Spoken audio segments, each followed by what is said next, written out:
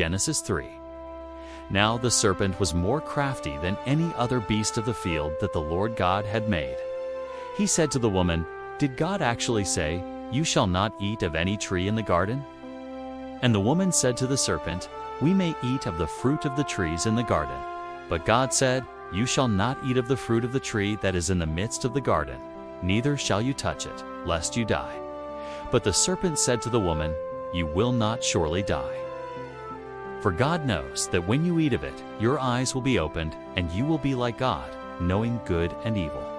So when the woman saw that the tree was good for food, and that it was a delight to the eyes, and that the tree was to be desired to make one wise, she took of its fruit and ate.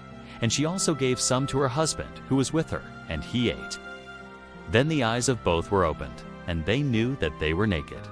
And they sewed fig leaves together, and made themselves loincloths. And they heard the sound of the Lord God walking in the garden in the cool of the day. And the man and his wife hid themselves from the presence of the Lord God among the trees of the garden. But the Lord God called to the man and said to him, "Where are you?" And he said, "I heard the sound of you in the garden, and I was afraid, because I was naked, and I hid myself." He said, "Who told you that you were naked?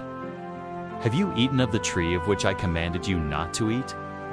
The man said, "The woman whom you gave to be with me, she gave me fruit of the tree, and I ate." Then the Lord God said to the woman, "What is this that you have done?" The woman said, "The serpent deceived me, and I ate."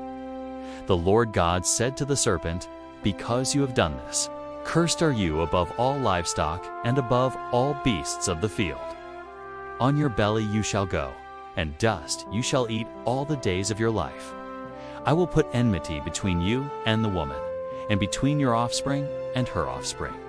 He shall bruise your head, and you shall bruise his heel." To the woman he said, "I will surely multiply your pain in childbearing. In pain you shall bring forth children. Your desire shall be contrary to your husband, but he shall rule over you." And to Adam he said, "Because you have listened to the voice of your wife, and have eaten of the tree of which I commanded you, you shall not eat of it. Cursed is the ground because of you. In pain you shall eat of it all the days of your life. Thorns and thistles it shall bring forth for you, and you shall eat the plants of the field. By the sweat of your face you shall eat bread, till you return to the ground, for out of it you were taken. For you are dust, and to dust you shall return." The man called his wife's name Eve, because she was the mother of all living. And the Lord God made for Adam and for his wife's garments of skins, and clothed them.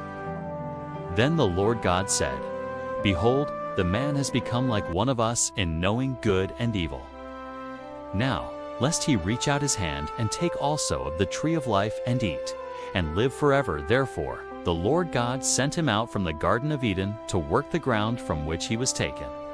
He drove out the man, and at the east of the Garden of Eden he placed the cherubim and a flaming sword that turned every way to guard the way to the tree of life.